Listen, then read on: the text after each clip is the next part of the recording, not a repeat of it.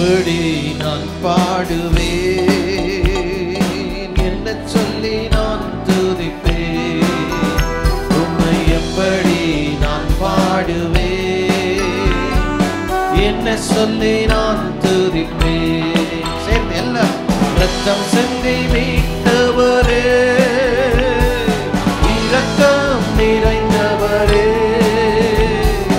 ரத்தம் சிந்தி மீட்டவரே, இரக்கம் நிறைந்தவரே, இரக்கம் நிறைந்தவரே, ஐயா இரக்கம் நிறைந்தவரே. உம்மை எப்படி நான் பாடுவேன், என்ன சொல்லி நான் துதிப்பேன். உம்மை எப்படி நான் பாடுவேன், என்ன சொல்லி நான் துதிப்பேன். அபிஷேகித்து அபிஷேகித்து அழைப்பவரே, ஆறுதல் நாயகனே, அபிஷேகித்து அழைப்பவரே. எல்லாரும் சேர்ந்து பாடுவோம். ஆறுதல் நாமே ஐயா, ஆறுதல் நாயகனே, ஐயா ஆறுதல். என்னை விட்டு எடுபடாது, என்னை விட்டு எடுபடாது, நல்ல பங்கு நீதான் ஐயா. என்னை விட்டு எடுபடாது, நல்ல பங்கு நீதான் ஐயா. ஐயா நல்ல பங்கு நீதான் ஐயா. ஆண்டவரும் இரட்சகருமாகிய இயேசுவின் நாமத்தினாலே இதை நேரடியாக பார்த்து கொண்டிருக்கிறவங்க அனைவரையும் வாழ்த்தி வரவேற்பதில் மிகுந்த மகிழ்ச்சி அடைகிறேன். கர்த்தர் தாமே உங்களை ஆசீர்வதிப்பாராக. இந்த நாளின் செய்திக்கென்று ஆதாரமாக தெரிந்து கொள்ளப்பட்ட வார்த்தை மார்க் எழுதின சுவிசேஷ புஸ்தகம் 10வது அதிகாரம் 46 முதல் 53 வசனங்கள். பின்பு அவர்கள் எரிகோவுக்கு வந்தார்கள். அவரும் அவருடைய சீஷர்களும் திரளான ஜனங்களும் எரிகோவை விட்டு புறப்படுகிற போது திமேயின் மகனாகிய பத்திமேயு என்கிற ஒரு குருடன் வழியருகே உட்கார்ந்து பிச்சை கேட்டு கொண்டிருந்தான். அவன் நசரேயனாகிய இயேசு வருகிறார் என்று கேள்விப்பட்டு, இயேசுவே தாவீதின் குமாரனே எனக்கு இறங்கும் என்று கூப்பிடத் தொடங்கினான். அவன் பேசாது இருக்கும்படி அநேகர் அவனை அதட்டினார்கள். அவனோ தாவீதின் குமாரனே எனக்கு இறங்கும் என்று முன்னிலும் அதிகமாய் கூப்பிட்டான். இயேசு நின்று அவனை அழைத்து வர சொன்னார். அவர்கள் அந்த குருடனை அழைத்து, திடன்கொள், எழுந்திரு, உன்னை அழைக்கிறார் என்றார்கள். உடனே அவன் தன் மேல் வஸ்திரத்தை எறிந்துவிட்டு எழுந்து இயேசுனிடத்தில் வந்தான். இயேசு அவனை நோக்கி, நான் உனக்கு என்ன செய்ய வேண்டும் என்றிருக்கிறாய் என்றார். அதற்கு அந்த குருடன், ஆண்டவரே, நான் பார்வையடைய வேண்டும் என்றான். இயேசு அவனை நோக்கி, நீ போகலாம், உன் விசுவாசம் உன்னை ரட்சித்தது என்றார். உடனே அவன் பார்வையடைந்து வழியிலே இயேசுக்கு பின் சென்றான். ஆண்டவர் இயேசு இந்த உலகத்தில் வாழ்ந்த நாட்களிலே திரள் கூட்டமான ஜனங்கள் அவரோடு கூட எப்பொழுதும் செல்கிறதை நீங்கள் பார்க்கலாம். எங்கே போனாலும் அவருக்கு பின்பாக திரளான ஜனங்கள் ஆண்டவரை பின்பற்றி வந்ததை பார்த்து கொண்டிருக்கிறீர்கள். ஆனால் இது மத்தியில் ஒரு சிலர் ஆண்டவரிடத்தில் வருவதற்கு வழி இல்லாத நிலைமையில் இருக்கிறார்கள். இங்கே ஒரு மனுஷனை பார்க்கும் பொழுது அவனுக்கு பார்வை இல்லாத ஒரு நிலைமை, தானாக இயேசுவிடத்தில் வர முடியவில்லை. அப்படிப்பட்ட ஒரு சூழ்நிலையில் வழி அருகே உட்கார்ந்து பிச்சை எடுத்து கொண்டிருக்கிறான். இன்றைக்கும் ஒரு தேவை சந்திக்கப்பட வேண்டும் என்றால் ஆண்டவரிடத்தில் வந்தாக வேண்டும். ஆனால் வருவதற்கு வழி இல்லை, ரொம்ப சமீபமாக இருக்கிறார்கள், ஆனால் வர முடியல. இந்த மனுஷன் ஆண்டவர் இயேசுக்கும் அவனுக்கும் பார்த்தீங்கன்னா ஒரு 20 மீட்டர் தூரம் கூட இருக்காது. ஆனால் அவரிடத்தில் வருவதற்கு தன்னிடத்தில் சொந்த ஆற்றல் கிடையாது. இப்படிப்பட்ட சூழ்நிலையிலும் ஆண்டவர் இயேசு இந்த வழியாய் போகிறார் என்று சொல்லி கேள்விப்பட்டு அவரை நோக்கி சத்தமிட ஆரம்பித்தான். பிச்சை கேட்டுக்கொண்டிருந்த ஒரு மனுஷன் ஆண்டவருடைய இரக்கத்திற்காக, தாவீதின் குமாரனே எனக்கு இறங்கும் என்று சொல்லி ஆண்டவரை நோக்கி சத்தமிட்டான். ஒருவேளை உங்கள் வாழ்க்கையில் பார்க்கும் பொழுது ஆண்டவருக்கு ரொம்ப சமீபமாக இருக்கிறது போல இருக்க, ஆண்டவரை நெருங்கி சேர்வதற்கு வழி இல்லாத ஒரு நிலைமையில் இந்த நாளில் காணப்படலாம். ஒரு சிலர் ஆண்டவரை நெருங்கி சேரணும்னு நினைக்கும் பொழுது அநேகர் உங்களை ஏளனம் பண்ணுகிறதை கூட பார்க்கலாம். இந்த மனுஷனை பார்க்கும் பொழுது இது அவன் ஒரு பெரிய செல்வந்தராக இருந்து, வசதி வாய்ப்பு உள்ளவனாக இருந்து, ஒரு அதிகாரத்தில் உள்ளவனாக இருந்தால் இயேசுவேன்னு கூப்பிட்டுருந்தா நிறைய பேர் என்ன செஞ்சுருப்பாங்க, கொண்டு போய் தாங்களே விட்டுருப்பாங்க. அவனுக்கு ஏன் ஜனங்கள் ஏளனம் பண்ணினார்கள், அதட்டினார்கள் என்று சொல்லப்பட்டிருக்கு. அவன் பேசாது இருக்கும்படி அவனை ஆண்டவரிடத்தில் நெருங்கி சேரணும்னு ஒரு ஆசை இருக்கு. ஆனாலும் பாருங்க, அவன் கிட்ட வராதபடி ஜனங்கள் அவனை அதட்டினார்கள். ஆண்டவரை நெருங்கி சேராத, ஆண்டவரிடத்தில் வந்து சேராதபடிக்கு. ஆனால் இன்றைக்கி எனக்கு ரொம்ப பிடித்தமான இந்த சம்பவத்தில் எனக்கு ரொம்ப பிடித்தமான ஒரு வசனம் என்னென்னு பார்த்தீங்கன்னாக்கா, 49வது வசனத்தில் இப்படி ஒரு ஆசையுள்ள ஒரு மனுஷனை இயேசு நின்று அவனை அழைத்து வர சொன்னார். இன்றைக்கும் பாருங்கள், எந்த நிலைமையில் இருந்தாலும் இயேசு கிறிஸ்து தம்மிடத்தில் அழைக்கிறவராக இருக்கிறார். இந்த செய்தியின் தலைப்பு கூட இன்றைக்கி பார்க்கும் பொழுது ஆண்டவர் இயேசுவின் அழைப்பு, த கால் ஆஃப் கிரைஸ்ட். இன்றைக்கி ஆண்டவர் நம்மை அழைத்து கொண்டு இருக்கிறார், அழைத்து வரும்படி சொல்லுகிறார். யாருமே அவரிடத்துல வரணும்னு நினைக்கிறவர்கள் மாத்திரமல்ல, தேவையுள்ளவர்களை அவர் என்னைக்கும் புறக்கணிக்கிற தேவன் அல்ல. ஹல்லேலூயா. இந்த மனுஷனை பாருங்கள், யாரோடைய உதவி இல்லை என்றால் ஆண்டவர்கிட்ட வர முடியாது. அவனுக்கு இருந்த ஒரு சரீர பிரகாரமான ஒரு பலவீனம், இப்படிப்பட்ட தேவையுள்ள ஜனங்களை அழைத்து வரும்படியாக சொல்லுகிறார். இவனுக்கு கண் பார்வை இல்லாதனால அவனால் வர முடியல.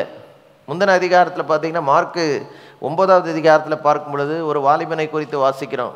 இயேசு ஒரு நாள் மலையிலிருந்து பேதுரு, யாக்கோபு, யோவானோடு கூட ஜெபம் பண்ணி விட்டு அந்த மறுரூப மலையின் அனுபவத்தெல்லாம் முடிச்சுட்டு இறங்கி வருகிறார். திரள் கூட்டமான ஜனங்கள் சீஷர்களை சுற்றி நிற்கிறாங்க, என்ன தர்க்கம் பண்ணிக்கிட்டு இருக்கிறாங்க. அவங்கள்ட்ட என்ன நடக்குது அப்படின்னு கேட்டால், அந்த கூட்டத்தில் ஒரு மனுஷன் 17-18 வசனங்களை நீங்கள் வாசிக்கும் பொழுது, அப்பொழுது ஜனக்கூட்டத்தில் ஒருவன் அவரை நோக்கி, போதகரே, ஊமையான ஒரு ஆவி பிடித்த என் மகனை உம்மிடத்தில் கொண்டு வந்தேன். அது அவனை எங்கே பிடித்தாலும் அங்கே அவனை அலைக்கழிக்கிறது. அப்பொழுது அவன் நுரை தள்ளி பல்லை கடித்து சோர்ந்து போகிறான். அதை துரத்தி விடும்படி உம்முடைய சீஷரிடத்தில் கேட்டேன், அவர்களால் கூடாமல் போயிற்று என்றான். அவர் பிரதியுத்தரமாக, விசுவாசமில்லாத சந்ததியே, இதுவரைக்கும் நான் உங்களோடு இருப்பேன், இதுவரைக்கும் உங்களிடத்தில் பொறுமையாய் இருப்பேன். அவனை என்னிடத்தில் என்ன செய்யுங்க. முதல்ல ஒரு மனுஷனுக்கு இயேசுவிடத்தில் வர முடியல. காரணம் என்ன? அவனுக்கு பார்வை இல்லை. இயேசுவை பற்றி ஒரு பார்வை இல்லை.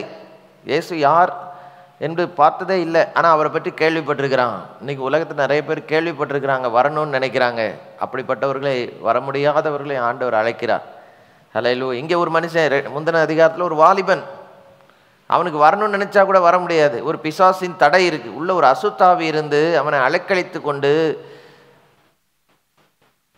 தேவனிடத்தில் போவதற்கும் விடுதலை பெற்றுக்கொள்வதற்கும் விடாதபடி அவனை கட்டி வைத்து கொண்டிருக்கிறது. ஆனால் அந்த மனுஷனை பார்த்து ஆண்டவர், அவனை என்னிடத்தில் என்ன செய்யுங்க, கொண்டு வாங்க அப்படின்றார்.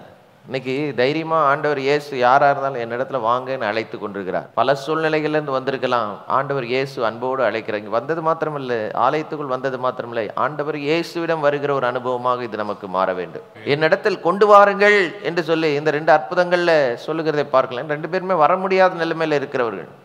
இன்னைக்கும் ஆண்டவர் இயேசுவின் ஹல்லேலூயா சத்தம், என்னிடத்தில் வாருங்கள், கம் அன்டு மீ, என்னிடத்தில் வாருங்கள், என்னை தேடி வாருங்கள், என்னிடத்துல வந்தீங்கன்னா ஆசீர்வாதம் பெறுவீங்க. ஹல்லேலூயா. வாழ்க்கையில் பல சூழ்நிலைகளில் இந்த இடத்துல வந்திருக்கிறீங்க. உள்ளான பிரச்சனை என்ன? தேவனை பார்க்க முடியாத ஒரு நிலைமை, ஆண்டவரிடத்தில் நெருங்கி வர முடியாத ஒரு நிலைமை, அசுத்தாவியின் பிடி. இதிலிருந்து தான் நமக்கு விடுதலை வேணும். இன்னைக்கு நமக்கு தற்காலிகமாக இருக்கிற வேலை இல்லாமை, குடும்ப சமாதானம் இல்லாத நிலைமை, எல்லாத்துலேயும் பார்த்தீங்கன்னா முடிவில் நமக்குள்ள ஒரு மாற்றம் வர வேண்டும்.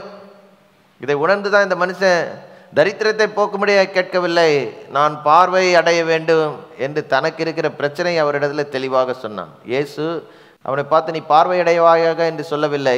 இயேசு அவனை நோக்கி, நீ போகலாம், உன் விசுவாசம் என்ன நடக்கணும்னு கூட சொல்லலை. பாருங்க, ஆண்டவர் இயேசு அவனை பார்த்து உன் கண் திறக்கப்படுவதாக, இல்லை நீ பார்வை அடைவாயாக, நீ சுகம் பெறுவாயாகன்னு கூட சொல்லலை. நீ போகலாம், உன் நம்பிக்கை, ஹல்லேலூயா, உன் விசுவாசம் உன்னை ரட்சித்தது. இன்னைக்கு ஆண்டவரிடத்துல தெளிவாக என்ன தேவையோடு வந்திருந்தாலும் அந்த தேவையை அற்புதமாய் சந்திக்க தேவன் வல்லவராக இருக்கிறார். இன்னைக்கு சமுதாயம் நமக்கு ஒரு பேர் கொடுக்குது.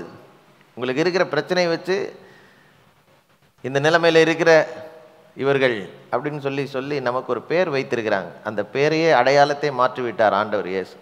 பாருங்க அவனுக்கு எப்படி இருக்கு. எப்போ ஊரெல்லாம் எங்கே போனாலும் குஷ்டரோகியா, இந்த மனுஷன் குஷ்டரோகியாக இருந்தா, இந்த மனுஷன் குருடனாக இருந்தா அப்படின்னு சொல்லிக்கிட்டு, குருடனாகிய பர்த்திமேயு, குஷ்டரோகியாகிய சீமோன். இன்னைக்கு வாழ்க்கையில் நம்ம பிரச்சனையே நமக்கு ஒரு அடையாளமாக மாறிவிட்டாலும் அந்த அடையாளத்தை மாற்றுகிறவர் என் இயேசு கிறிஸ்து. அவர் இதில் வந்தார். வாழ்க்கையில் என்ன தேவையோடு இன்னைக்கு இருக்கிறீங்களோ உங்கள் ஹல்லேலூயா அடையாளத்தை கர்த்தர் மாற்றி ஹல்லேலூயா இன்னைக்கு அநேகருக்கு ஒரு ஆசீர்வாதமாய் மாற்றும்படியாக அழைக்கிறார். ஹல்லேலூயா, ஹல்லேலூயா. ஆண்டவர் இயேசுவிடம் அவருடைய அழைப்பை கேட்டு வருகிறவர்களுக்கு ஆண்டவர் தருகிற மிக முக்கியமாக எதுக்காக அவரை அழைக்கிறார் என்று சொல்லி ஒரு 5 முக்கியமான வசனங்களை இன்னைக்கு உங்கள் மத்தியில் சொல்லி உங்களுக்காக ஜெபிக்க போகிறேன். முதலாவது பார்க்கும் பொழுது மத்தேயு 9வது அதிகாரம் 13வது வசனத்தை நீங்கள் வாசிக்கும் பொழுது, பலியை அல்ல இரக்கத்தையே விரும்புகிறேன் என்பதின் கருத்து இன்னதென்று போய் கற்றுக்கொள்ளுங்கள், நீதிமான்களை அல்ல பாவிகளையே பாவத்தில் இருக்கிற ஜனங்களை மனம் திரும்புவதற்காக அழைக்க வந்திருக்கிறேன். இன்னைக்கு ஆண்டவர் பார்க்கும் பொழுது எதுக்காக நம்மை அழைக்கிறார்? மனசுல ஒரு மாற்றத்தை கொடுப்பதற்காக அழைக்கிறார். ஆண்டவர் இயேசுவின் பிரசங்கமே ஆரம்ப பிரசங்கம், மனம் திரும்புங்கள், பரலோக ராஜ்யம் சமீபித்திருக்கு. இன்னைக்கு பிரச்சனையில உச்சக்கட்டமான பிரச்சனை இல்லைன்னா மூல காரணம் எங்க இருந்து இருக்குன்னா நம்ம மனசுக்குள்ள தான் இருக்கு. அநேக காரியங்களை பார்க்கும் பொழுது தேவனுக்கும் நமக்கும் மற்றவர்களுக்கும் கேடு உண்டாக்கக்கூடிய அநியாயங்கள் அக்கிரமங்கள் எங்கிருந்து ஆரம்பிக்குது? உள்ள இருக்கிற மனதிலிருந்து ஆரம்பிக்கிறது. ஆண்டவர் இயேசு இந்த உலகத்துல வந்து நம்மை அழைக்கிறார், மனம் திரும்புதலுக்காக அழைக்கிறார். அல்லேலூயா. நீதிமொழிகள் 28:13 சொல்லப்பட்டிருக்கிற தன் பாவங்களை மறைக்கிறவன் அவைகளை அறிக்கை செய்து விட்டு விடுகிறவன் எவனோ. ஆண்டவரிடத்துல வரும்பொழுது ஒரு மனம் திரும்புதலுக்காக முதல்ல வர வேண்டும். வேற எதுல மாற்றம் இருக்கோ இல்லையா, மனதளவிலே ஒரு மாற்றம், மனம் மாற்றம் வர வேண்டும். அந்த மனம் மாற்றம் தான் இருக்கு பாருங்க, அடுத்தது குணத்துல ஒரு மாற்றத்தை கொண்டு வரும். ஆனா இன்னைக்கு மனமே மாறாத நிலைமையில உள்ள இருக்கிற மனசு இன்னும் அப்படியே கடினப்பட்டே இருக்கிறது. என்னதான் கேட்டாலும் என்னதான் பார்த்தாலும் மனம் திரும்புதலுக்கு இடம் கொடுக்கவில்லை. அல்லேலூயா. இன்னைக்கு பார்க்கும் பொழுது ஆண்டவருடைய அநேக அற்புதங்களை பார்த்து நிறைய பேர் உண்மையா மனம் திரும்பினார்கள்.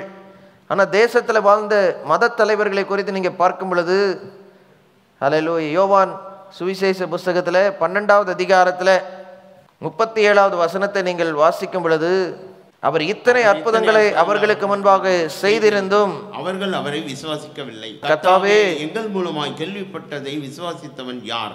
கர்த்தருடைய புயம் யாருக்கு வெளிப்பட்டது என்று ஏசாயா தீர்க்கதரிசி சொன்ன வசனம் நிறைவேறும்படி இப்படி நடந்தது. ஆகையால் அவர்கள் விசுவாசிக்க மாட்டா போனார்கள். ஏனெனில் ஏசாயா பின்னும் அவர்கள் கண்களினால் காணாமலும் இருதயத்தினால் உணராமலும், கண்களினால் காணாமலும் இருதயத்தில் உணராமலும் குணப்படாமலும் இருக்கும்படிக்கும், நான் அவர்களை ஆரோக்கியமாக்காமல் இருக்கும்படிக்கும் அவர்களுடைய கண்களை அவர் குருடாக்கி அவருடைய இருதயத்தை, மனதிலே ஒரு கடினம். இருதயம்னு சொல்லும்போது இந்த சரீர பிரகாரமான இருதய உறுப்பை சொல்லல, உள்ள இருக்கிற மனசை சொல்லுகிறார். மன கடினம் தான் இருக்கிறதுல குணமாக்க முடியாத வியாதி. ஒரு கடினமான உள்ளத்தை ஆண்டவர் உடைக்க வல்லவர். ஆனால் ஒப்பு கொடுக்கலன்னா அந்த இருதய கடினத்தினால ஒரு சந்ததியை இழந்து அவ்வளோ அற்புதங்கள்.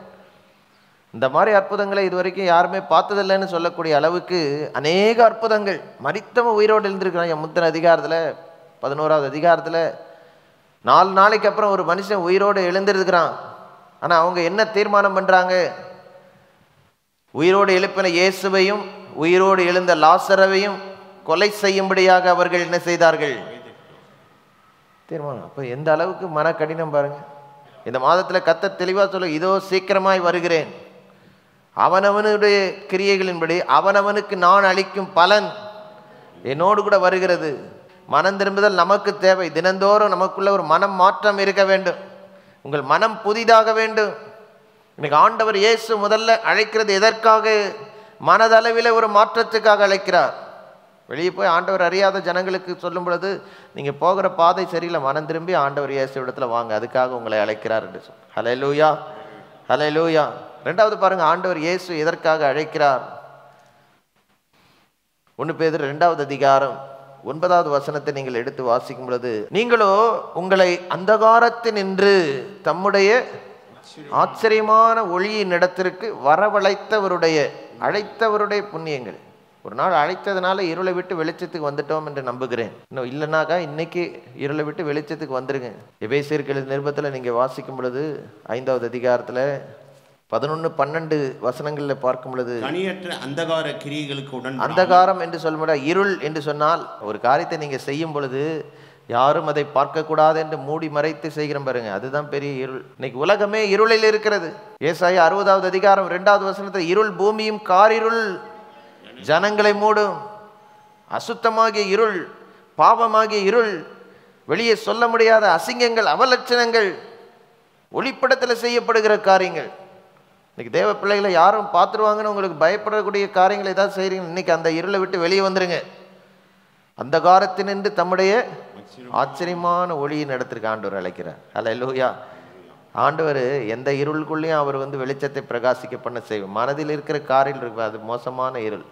அப்போஸ்தலர் நடபடிகள் 26:18 நீங்க பார்க்கும் பொழுது, அவர்கள் என்னை பற்றும் விசுவாசத்தினாலே பாவ மன்னிப்பையும் பரிசுத்தமாக்கப்பட்டவர்களுக்குரிய சுதந்திரத்தையும் பெற்றுக்கொள்ளும்படியாக அவர்கள். இன்னைக்கு பாருங்க, எதுக்காக இருளை விட்டு வெளிச்சத்துக்கு வர சொல்றாரு? தேவனை பற்றும் விசுவாசத்தினாலே பாவ மன்னிப்பு. இருளை விட்டு வெளிச்சத்துல வந்தா ஆண்டவர் மன்னிப்பை கொடுப்பார். ரெண்டாவது பாருங்க, பரிசுத்தமாக்கப்பட்டவர்களுக்குரிய சுதந்திரத்தை பெற்றுக்கொள்ளும். இன்னைக்கு பாருங்க, நமக்கு ஒரு சுதந்திரம் இருக்கு. இதை கடைசியில் நான் சொல்ல போகிறேன்.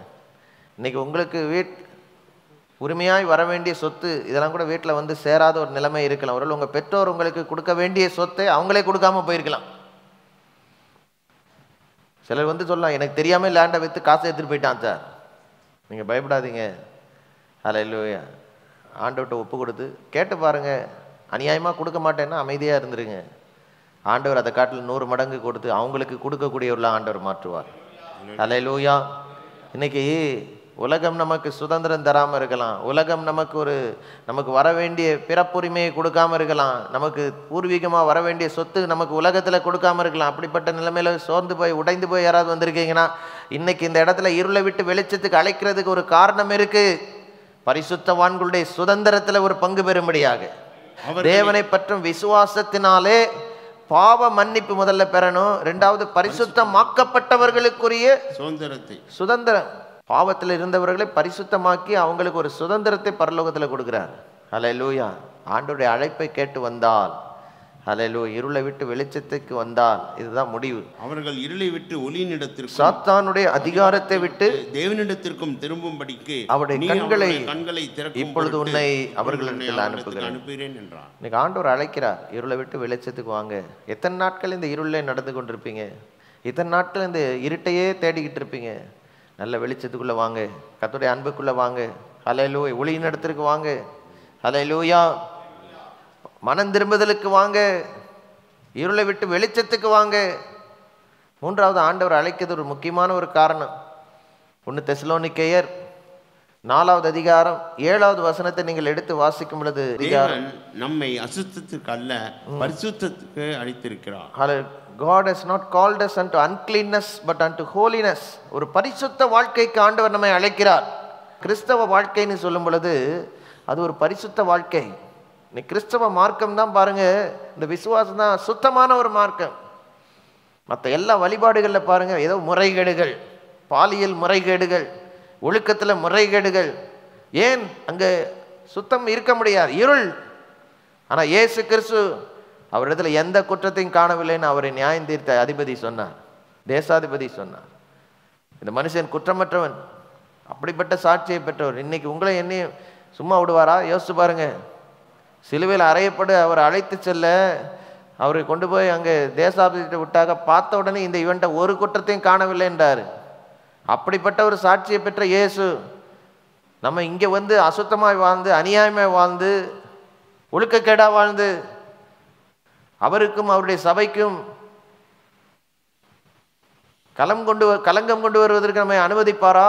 இன்னைக்கு இந்த இடத்துக்குள்ள வந்துட்டா பேச்சில் பரிசுத்தம், பார்வையில பரிசுத்தம், உடையில பரிசுத்தம், நடக்கையில பரிசுத்தம், எல்லா விதத்திலும் பரிசுத்தமா இருக்கணும். ஹல்லேலூயா. ஹல்லேலூயா. எபிரேயர் 12வது அதிகாரம் 14வது வசனத்தை நீங்க பாருங்க. இந்த பரிசுத்தத்தின் முக்கியத்துவம் பாருங்க. யாவரோடும் சமாதானமாய் இருக்கவும் பரிசுத்தம் உள்ளவர்களாய் இருக்கவும் நாடுங்கள். பரிசுத்தம் இல்லாமல் ஒருவனும் தேவனை பார்க்க முடியாது. ஹல்லேலூயா. எல்லாரோட சமாதானமா இருக்கிறது முக்கியம். அதே போல எல்லா பரிசுத்தமா வாழணும். சரீர பிரகாரமாக ஒரு பரிசுத்தம் இருக்கணும், வாழ்க்கையில ஒரு பரிசுத்தம் இருக்கணும், பேச்சில் ஒரு பரிசுத்தம் இருக்கணும். கெட்ட வார்த்தைகள், தகாத விதமான பேச்சுக்கள், தகாத விதமான வழிகளெல்லாம் வாழ்க்கையில விலக்கி இன்னைக்கு பரிசுத்தத்துக்கு ஆண்டவர் அழைக்கிறார். இன்னைக்கு தேவ ஜனங்களை பரிசுத்தத்திற்காக அழைத்து கொண்டிருக்கிறார். ஹல்லேலூயா. 4வதாக தேவன் நம்ம எதற்காக அழைக்கிறார்? அநேக ஜனங்கிட்ட போய் ஆண்டவர் அழைத்தார். மத்தேயு 4வது அதிகாரம் 17, 18, 19 வசனங்களெல்லாம் வாசிங்க. அது முதல் இயேசு மனம் திரும்புங்கள், பரலோக ராஜ்யம் சமீபித்திருக்கிறது என்று பிரசங்கிக்க தொடங்கினார். இயேசு கலீலியா கடலோரமாய் நடந்து போகையில் மீன் பிடிக்கிறவர்களாயிருந்த 2 சகோதரராகிய பேதுரு எண்ணப்பட்ட சீமோனும் அவன் சகோதரன் அந்திரேயாவும் கடலில் வலை போட்டு கொண்டிருக்கிற போது அவர்களை கண்டு, என் பின்னே வாருங்கள், உங்களை மனுஷரை பிடிக்கிறவர்களாக்குவேன் உருவாக்கும்படியாக அழைக்கிறார். இங்க வந்திருக்கிற எல்லாரும் வந்த வண்ணமாகவே இருக்கும்படியாக அழைக்கப்படவில்லை. என் பின்னே வாருங்கள், நான் உங்களை மனுஷரை பிடிக்கிறவர்கள் என்று சொல்லும் பொழுது மற்ற ஜனங்களை ஆண்டவரிடத்துல கொண்டு வருகிறவர்களாக மாற்றும்படியாக மனுஷரை பிடிக்கிறவர்கள் ஆக்குவேன் என்று சொல்லுகிறார். வந்திருக்கிற எல்லாருமே ஆண்டவருடைய உருவாக்கும் கிரியைக்கு நம்ம வாழ்க்கையில இடம் கொடுத்தனா கொஞ்ச நாட்கள்ல நம்ம மூலியமா ஒரு சில ஜனங்கள் ஆண்டவருக்குள் வருவதற்கு வழி தரும். அல்லேலூயா. இன்னைக்கு அடைக்கப்பட்ட நாவுகள் திறக்கப்படணும். நிறைய தேவ பிள்ளைகளுடைய வாயை திறக்க முடியல. ஒரு இடத்துல போனால் ஆண்டவரை பற்றி சொல்ல கிறிஸ்தவன் என்று நீங்கள் மற்றவர்களுக்கு தெரிவிக்காத ஒரு சில கூட்டம் உங்களை சுற்றி இருக்கு. சிலர் ஸ்கூலில் இவன் கிறிஸ்தவனே தெரியாது, வேலை ஸ்தலத்தில் இவன் தேவனுடைய பிள்ளை விசுவாசினே தெரியாது, சபையில் பெரிய ஊழியக்காரனாக இருப்பானா வெளியே போனால் இவன் யாருன்னே தெரியாது. இது ரொம்ப தப்பான ஒரு காரியம்.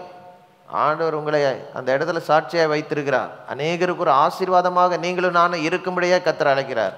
மனம் திரும்புதலுக்கு எப்படி அழைக்கிறது முக்கியமோ, இருளை விட்டு வெளிச்சத்துக்கு அழைக்கிறது முக்கியமோ, பரிசுத்தத்துக்கு அழைக்கிறது முக்கியமோ, அதே போல மனுஷரை பிடிக்கிறவர்களாக ஆக்கும்படியாக அவர் அழைக்கிறது அதிக முக்கியம். தேவ பிள்ளைகளுக்கு இந்த அழைப்பு ரொம்ப ரொம்ப அவசியம்.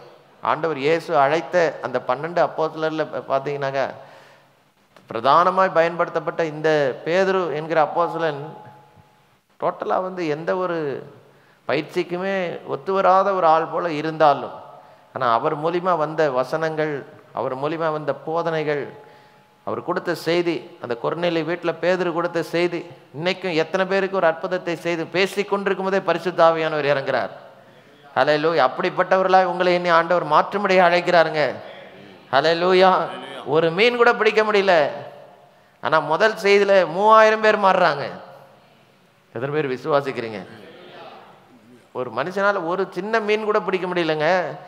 அவர் எழும்பி நின்று செய்தி கொடுக்குறாரு. ஒரே நாளில் 3000 பேர் மனம் திரும்புகிறாங்க. அடுத்து தேவாலயத்திலேருந்து பேசுகிறாரு, 5000 பேர் சபையில் சேர்க்கப்படுகிறாங்க. இன்னைக்கு பாருங்க, இப்படிப்பட்ட ஒரு மாற்றம் நம்ம பட்டணத்தில் நம்ம தேசத்தில் வரணும். இங்கே இருக்கிற ஒவ்வொருவரும் திரள் கூட்டமான ஜனங்களை கர்த்தருக்கென்று பிடிக்கிறவர்களாய் மாற வேண்டும். உங்களை என்ன அழைக்கிறார், வாங்க வந்து ஆண்டவரிடத்தில் கற்றுக்கொள்ளுங்க.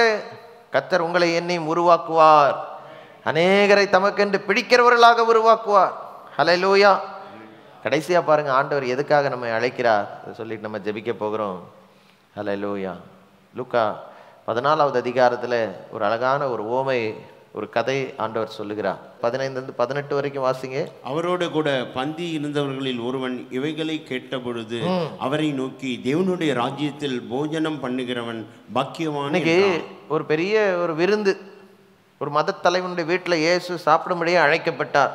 பெரிய பரிசேயரின் ஒரு தலைவனுடைய வீட்டில் சாப்பிட்டுக்கிட்டு இருக்கும்போது அந்த உட்காந்து எல்லாம் பேசும்பொழுது நிறைய காரியங்கள், பல காரியங்கள் பேச, அதில் ஒரு மனுஷன், இங்கே சாப்பிட்றதே இவ்வளோ அழகாக இருக்குதே, தேவனுடைய ராஜ்யத்தில் சாப்பாடு சாப்பிட்டா எப்படி இருக்கும்பா அப்படின்னு சொல்லி அவர்கிட்ட ஆச்சரியமாக ஒரு மனுஷன் சொன்னான். அந்த மனுஷனை பார்த்து இயேசு என்ன சொல்லுகிறார், அவனை பார்த்து, அதற்கு அவர், ஒரு மனுஷன் பெரிய விருந்தை ஆயத்தம் பண்ணி அநேகரை அழைப்பித்தான். விருந்து வேளையில் தன் ஊழியக்காரனை நோக்கி, நீ அழைக்கப்பட்டவரிடத்தில் போய் எல்லாம் ஆயத்தமாக இருக்கிறது, வாருங்கள் என்று சொல்லி. இன்னைக்கு ஆண்டவர் அழைக்கிறதற்கு ஒரு முக்கியமான ஒரு காரணம், ஒரு பெரிய விருந்து கலைக்கிறார். இங்க வந்திருக்கிற எல்லாரையும் இன்விடேஷன் கார்டு போட்டு எதுக்கு அழைக்கிறார்? எங்க அந்த விருந்து? பரலோகத்துல. ஹல்லேலூயா.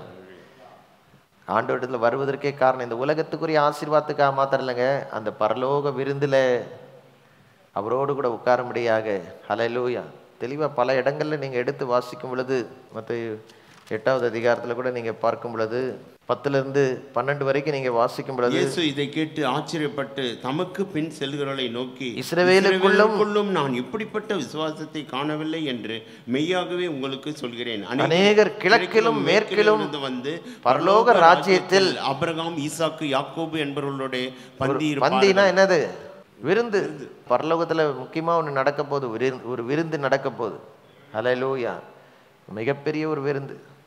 ஆட்டுக்குட்டியானுடைய கல்யாண விருந்து, அந்த விருந்துக்கு உங்களை என்னை அழைக்கிறார். ஹல்லேலூயா. எல்லாம் ஆயத்தமாக இருக்கிறது, அந்த விருந்துக்கு எல்லாம் ரெடியாக இருக்குது.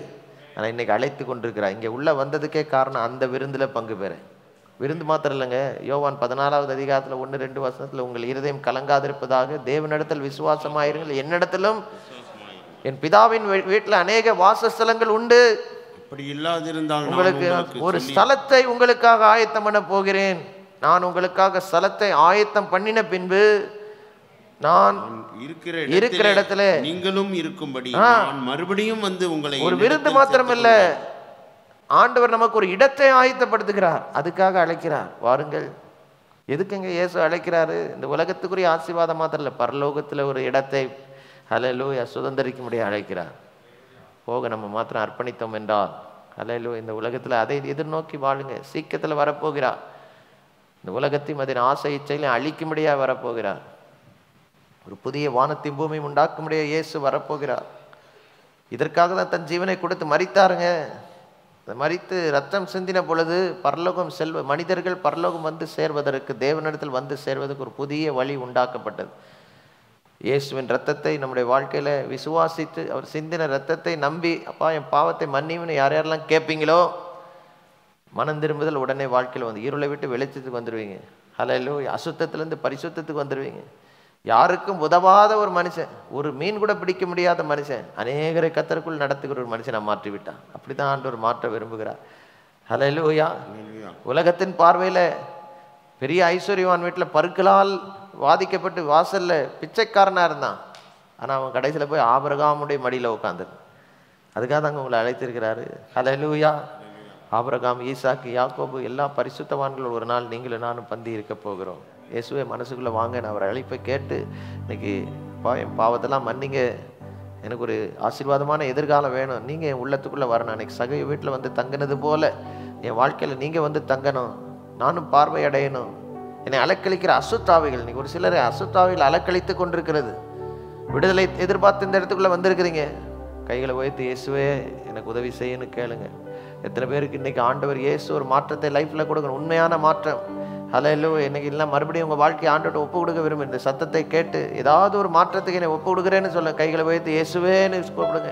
சத்தத்தை உயர்த்தி இயேசுவேன்னு கூப்பிடுங்க, இயேசுவேன்னு கூப்பிடுங்க. ஆண்டவரே ஸ்தோத்திரம் ஸ்தோத்திரம் ஸ்தோத்திரம். என்னென்ன மாற்றங்கள் பிள்ளைகளுடைய வாழ்க்கையில் நீ தர வேண்டுமோ அதை தாரும். இவங்க கைகள் மூலிமா அநேக அற்புத அடையாளங்கள் நடக்கணும். ஆண்டவரே தகப்பனே, அநேக ஜனங்கள் இவங்க மூலிமா ஆண்டவரே அன்பிற்குள்ளாய் வரணும். ஆண்டவரே இருளை விட்டு வெளிச்சத்திற்கும் சாத்தானுடைய அதிகாரத்தை விட்டு ஆண்டவரே ஹல்லேலூயா தேவனை பற்றி விசுவாசத்தினால பாவ மன்னிப்பும் பரிசுத்தமாக்கப்பட்டவர்களுடைய சுதந்திரத்தை பெற்றுக்கொள்ள இவள் ஒவ்வொருவரையும் நீர் பயன்படுத்தும்படியாய் ஜெபிக்கிறோம். ஹல்லேலூயா ஹல்லேலூயா. ஆசீர்வதிங்கப்பா. இன்னைக்கு இந்த மாலை நேரத்தில் வந்திருக்கிற ஒவ்வொருவருக்காக ஜெபிக்கிறவனுடைய வாழ்க்கையின் எல்லா தேவைகள் அற்புதமாய் சந்திக்கப்படட்டும். வியாதிகள் நீங்கட்டும், கட்டுகள் உடையட்டும், பிசாசின் தொல்லைகள் குடும்பங்களை விட்டு நீங்கட்டும்.